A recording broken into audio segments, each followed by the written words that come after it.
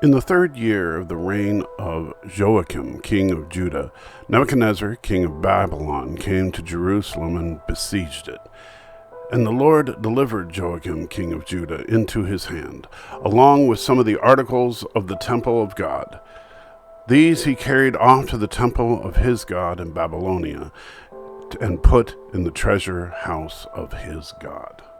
Then the king ordered Ashpenaz, chief of his court officials, to bring into the king's service some of the Israelites from the royal family and the nobility, young men without any physical defect, handsome, showing aptitude for every kind of learning, well-informed, quick to understand, and qualified to serve in the king's palace.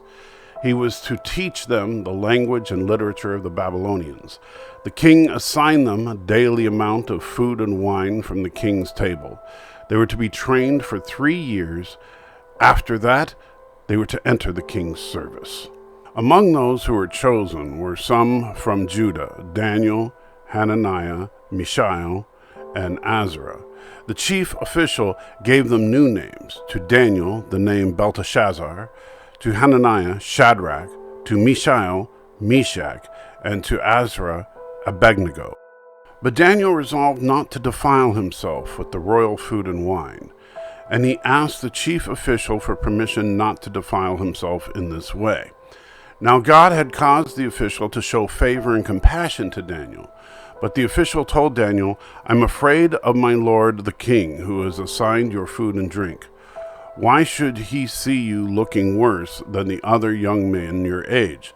The king would then have my head because of you."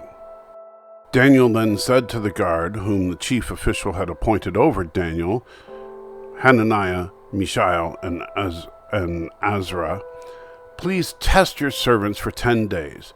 Give us nothing but vegetables to eat and water to drink. Then compare our appearance with that of the young men who eat the royal food, and treat your servants in accordance with what you see." So he agreed to this and tested them for 10 days.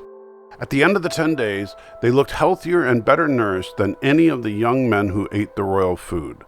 So the guard took away their choice food and the wine they were to drink, and gave them vegetables instead.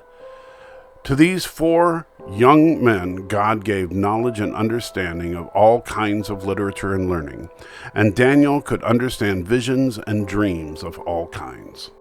At the end of the time set by the king to bring them into his service, the chief official presented them to Nebuchadnezzar. The king talked with them, and he found none equal to Daniel, Hananiah, Mishael, and Azariah. So they entered into the king's service. In every manner of wisdom and understanding about which the king questioned them, he found them 10 times better than all the magicians and enchanters in the whole kingdom.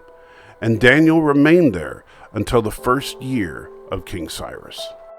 Nebuchadnezzar's decisive victory over King Joachim of Judah led to a series of deportations of the best and brightest. Being a strong, handsome young man of royal lineage, Daniel was a prime candidate to serve the great Babylonian king.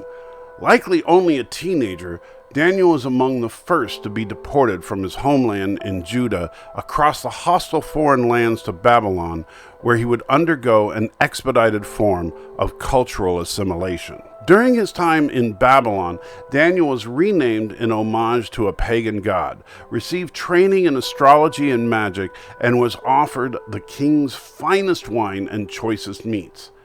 It was at the king's table where Daniel and his friends drew the line. Indulging in a non-kosher meal sacrificed to pagan gods would signify a shift in allegiance. To indulge would be to cut ties with the God of Abraham, Isaac, and Jacob, leaving the law of God in the rear-view mirror. Daniel, God is my judge, would truly become Belteshazzar, Baal will protect, all in the name of status and pleasure.